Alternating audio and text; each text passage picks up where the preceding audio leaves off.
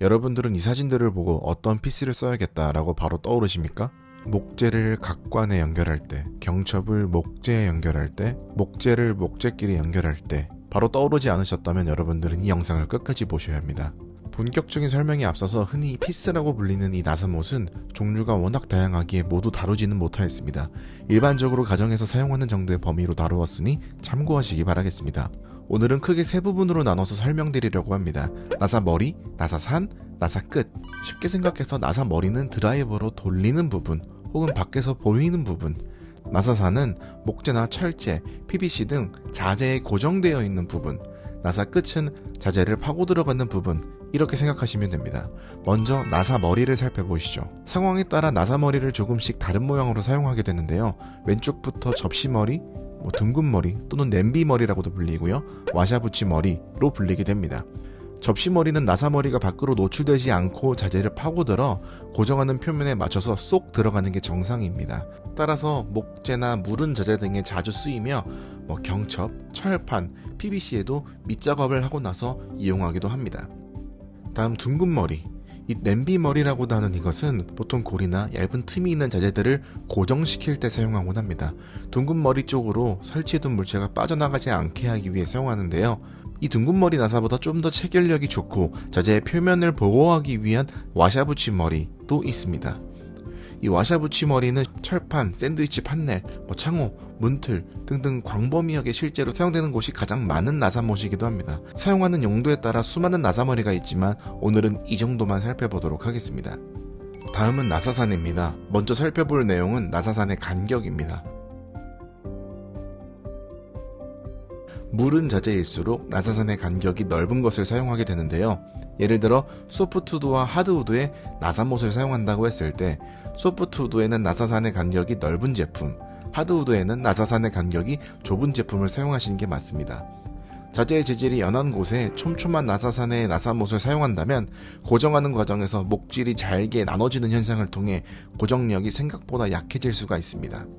이해를 조금 더 쉽게 도와드리기 위해서 예를 들자면 같은 종이에 같은 크기의 구멍을 뚫었음에도 불구하고 구멍의 간격에 따라서 같은 힘을 주었을 때 왼쪽의 종이가 더 쉽게 잘리는 것을 그 예시로 생각하시면 이해하기 조금 더 쉬우실 겁니다. 또한 이 나사산이 얼만큼 말려있느냐에 따라서 전체 나사산 그리고 부분 나사산으로 나뉘게 됩니다. 전체 나사산 나사못은 다방면으로 쓰이지만 부분 나사산은 목재를 목재에 결합할 때 쓰면 굉장히 효과가 좋다고 합니다. 그 이유는 목재를 목재에 결합할 때 전체 나사산을 쓰게 되면 목재가 나사산을 따라 위로 이동하려고 하기 때문에 들뜸 현상이 발생할 수 있습니다.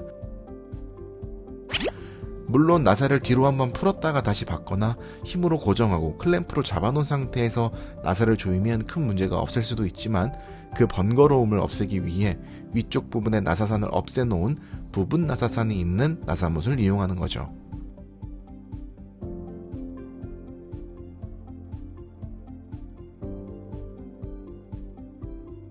이제는 나사 끝 모양에 따른 나사못의 쓰임새를 말씀드릴까 합니다. 가장 보편적으로 쓰이는 나사 끝부분까지 스크류가 말려있는 이런 나사못들을 많이 접하셨을 겁니다. 목재, 석고보드 등 무른 자재에 사용하기 쉬운 피스인데요. 이 피스들의 단점이 목재에 사용했을 때 구멍을 뚫거나 길이를 통해서 밑작업을 하지 않고 사용한다면 목재들이 잘 쪼개지게 됩니다. 구멍을 뚫고 사용한다고 하더라도 목재의 갈라짐이 어느 정도 생길 수 있기 때문에 이러한 단점을 보완하기 위해서 웨날 피스라고 하는 독특한 끝부분의 모양을 한 나사못들도 나옵니다. 목재용 직결 피스, 웨날 피스 등으로 불리면서 데크 작업에도 자주 쓰이는 나사못들인데요. 나사못이 박히면서 먼저 구멍을 뚫고 들어가는, 즉 드릴링 작업을 미리 해주는 역할을 하기도 하면서 톱밥이 쉽게 배출될 수 있도록 하는 역할을 가지고 있기도 합니다. 이러한 날이 양쪽으로 있는 피스들을 양날 피스, 직결 피스 라고도 불리면서 가장 흔하게는 철판 피스라고 하면 다 이 피스를 칭하게 되는데요.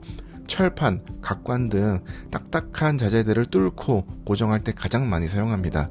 양날이 철판을 뚫고 들어가는 원리로 철판에 피스를 고정하는데요.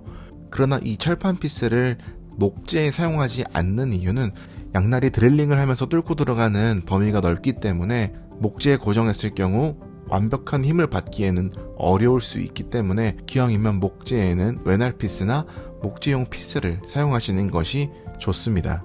그 다음으로 흔하게 볼 수 있는 나사못은 아니지만 윙피스라고 있습니다. 앞부분은 양날 피스로 되어 있지만 날개처럼 옆으로 튀어나온 부분이 있어 윙피스라고 칭하게 되는데요.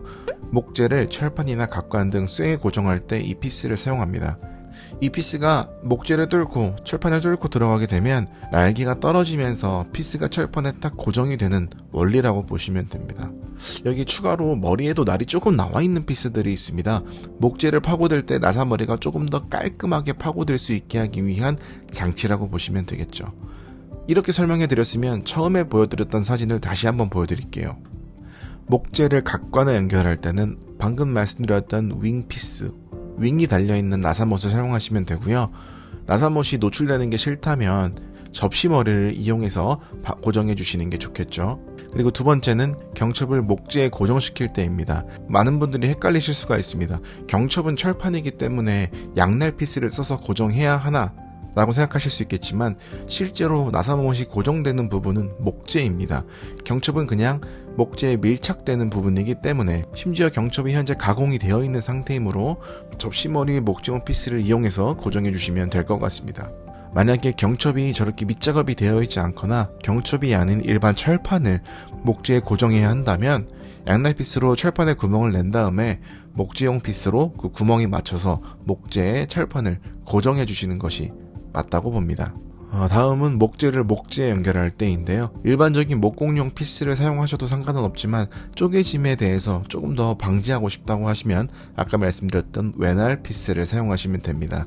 또한 전체 나사산 피스보다는 가급적이면 부분 나사산 피스를 이용해서 목재와 목재가 연결될 때 들뜸 현상이 최대한 일어나지 않게끔 해주는 것도 좋을 것 같습니다. 오늘은 피스의 모양에 따른 쓰임새에 대해서 알아봤습니다. 피스를 전혀 모르고 계셨던 분들에게 조금이나마 도움이 되셨으면 좋겠네요. 다음에 더 유익한 정보로 찾아오겠습니다. 감사합니다.